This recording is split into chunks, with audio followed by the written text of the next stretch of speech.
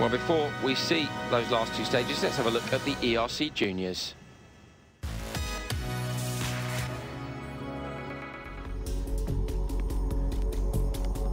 Well, the first leg of the Rallye du Valais provided a steep learning curve for the juniors. Some admitted a few nerves ahead of tackling the difficult roads. The under 25-year-old drivers with a lot to learn in Switzerland.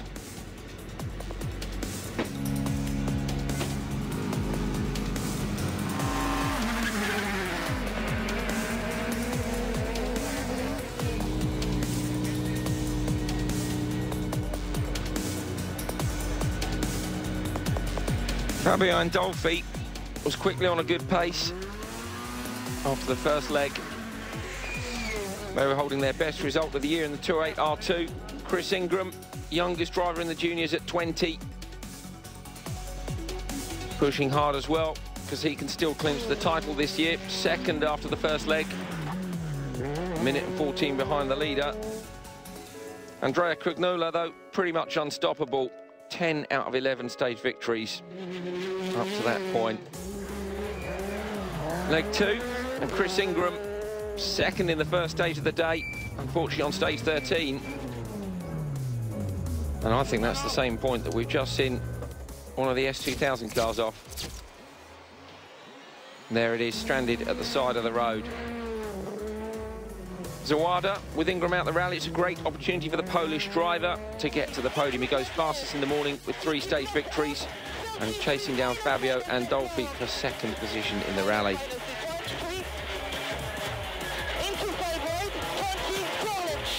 We're trying to catch second place. We've still got quite a few stages ahead of us. There's been quite a lot of work on the car to do. Steering column was a bit dodgy, and the boys have done a really great job. You know, keep your fingers crossed that we can push and get second place. After stage 15, Andolfi is still in second overall with a gap of 41 seconds to Zawada. No mistakes from him, and that consistency is a great strength on what's proved to be a tricky rally. For Crugnola, the leader in the juniors, the biggest difficulty is to find a good balance between pushing and controlling the rally. He's fastest in stage 12, second in 13, 14 and 15, and leads the category by 2 minutes 44. Yeah, it was very tough because I'm controlling. For me, it's better when you have to push hard because you are more focused on the road and on the rocks. But it's been very good for sure. We are going to do the last loop, and I want 100% this victory. Second loop of the last day. Good conditions on the road in the afternoon. This is Florin Tansesu and Julian Nicolescu from Romania in the Citroen C2 R2, not able to match the pace of the leaders. They take 5th in the juniors, but a lot of experience from a very difficult event. Alex Parpotas and Alex Kirunani, English driver, American co-driver, changed the gearbox at the service park in the morning. A few problems, couldn't catch the leaders today. 4th in Switzerland. Zawada was fighting for second, but another puncture stops his attack. He lost 1 minute 43, but still finished 3rd overall, his 2nd podium this season.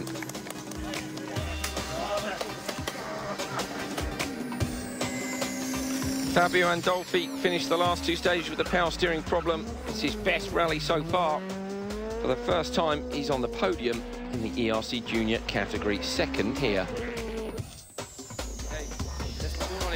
Andrea Crugnola, though, co-driver Michel Ferreira, the Italian pair, nobody could match their pace this weekend. Unstoppable in the Peugeot 208 R2. He wins for the first time in the ERC Junior category and is up to 2nd in the championship. It has been a perfect race so far. We were clever to manage the situation, and finally we made it. Big battle then on challenging roads. The juniors all very happy to reach the finish. And on the podium, it was time for a celebration.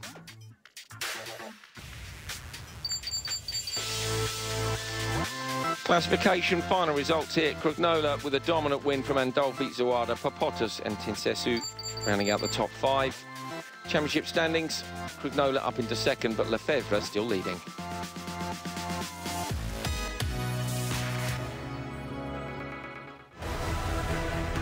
Well, join us in a few moments and we'll see the conclusion of ERC Switzerland.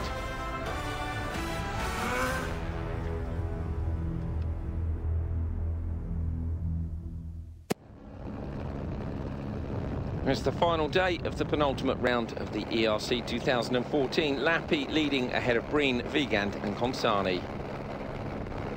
Special stage 18, 15.52 kilometres, 3:45 in the afternoon, local time.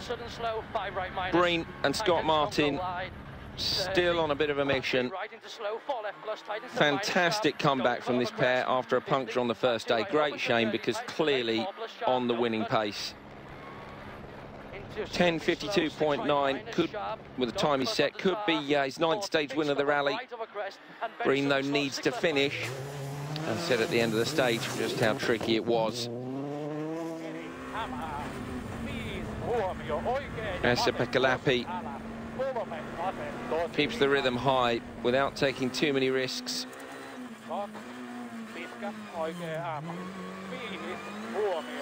Finish pace notes sounding fantastic. Almost musical in the delivery. Helicopter flying low as normal. Slippery, muddy conditions. You can see the grip changing from the onboards and the helicopter. 10:51.1, he's fastest and beats Breen by 1.4 seconds. Robert Caserne having another great stage. He's had some bad luck this season. He goes 3rd fastest, just 13.3 seconds behind the stage winner Lappi. So another good performance in one of the older S2000 cars. He holds 4th overall. Sebastian Caron in another 207 S2000. He's fighting for the honour of top Swiss driver with Hirschi. He was 6th overall at the start of the stage. His drive shaft breaks and he has to retire at the end of the run. What a shame.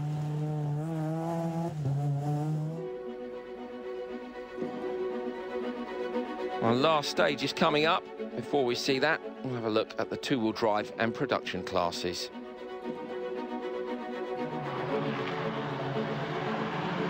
Florian Gonon in the Super Impreza R4 wins the production class, a huge gap to P2. Hunziker was 6 minutes 30 back. Gonon won 17 stages, 9th overall. Vitaly Pushkar, Ukrainian driver, 3rd in production cup, ahead of his title rival Martin Hudek, who finished 5th, and he still leads the production cup standings. There he is, at the top, ahead of Hudek. Just those two in the fight for the title.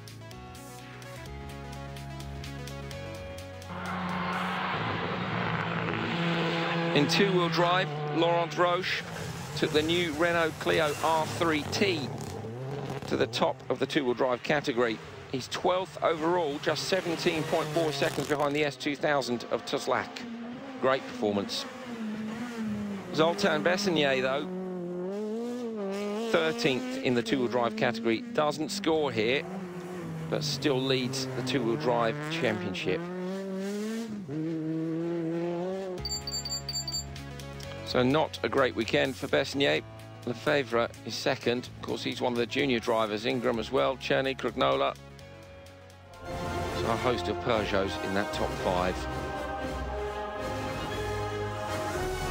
Heading into this final stage then, all eyes are on Lappi. He wants to win this rally for the 2nd time in a row and has the possibility of becoming the European Rally Champion for 2014. 20.15 kilometres for Col de Planche. Caserne 4th before the last stage. But drama for him. He has a puncture and he goes off. Down to 6th overall, lucky to finish. And you can hear the disappointment on board. It's a shame for them. Jonathan Hirschi in the 2.8 T16. 4th quickest, up to 4th in the standings thanks to Consane's problem. He finishes 7.6 seconds ahead of Burry. A great battle since day 1, and his target was a top 6 finish. I keep the car in one piece. I think I'm the first Swiss on overall, so I just enjoy a lot. I was not thinking 1 week before I come here to say like that, but just great feeling. A great result for him at home. Set Varen 5th fastest in the final stage, 3rd overall.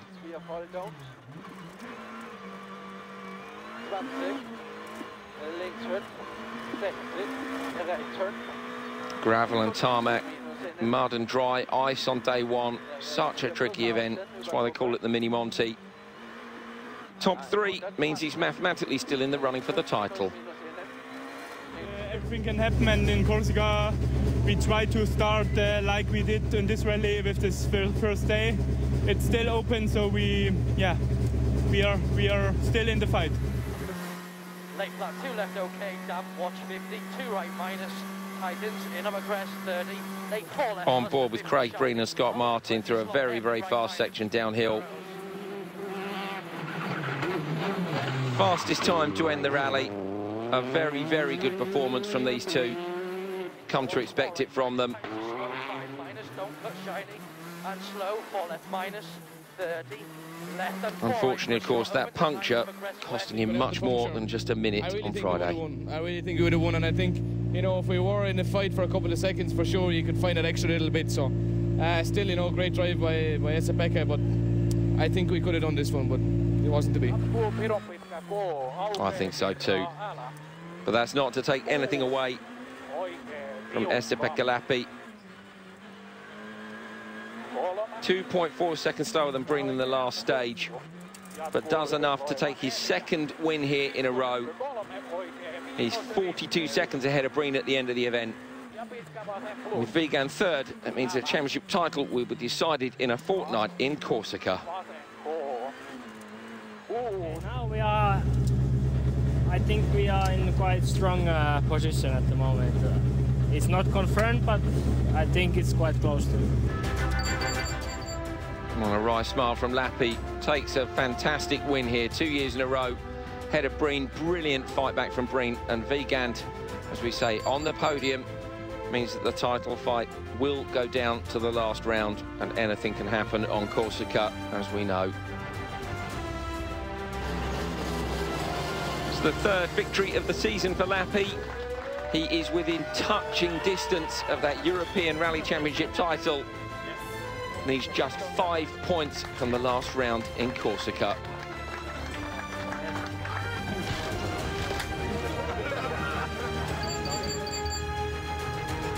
The gap now between Lappi and Varen is 34 points, 39 points up for grabs in Corsica.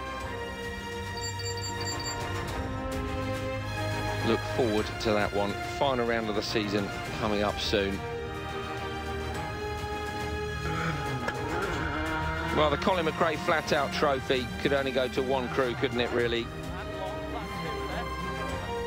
Craig Breen and Scott Martin awarded the McRae flat-out trophy for the 3rd time.